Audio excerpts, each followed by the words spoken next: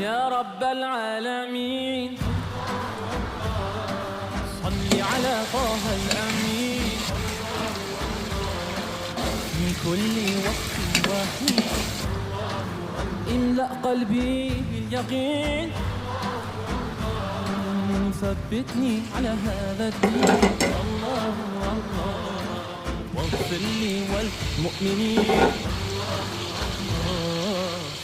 بربي جنب الله ما في قلبي غير الله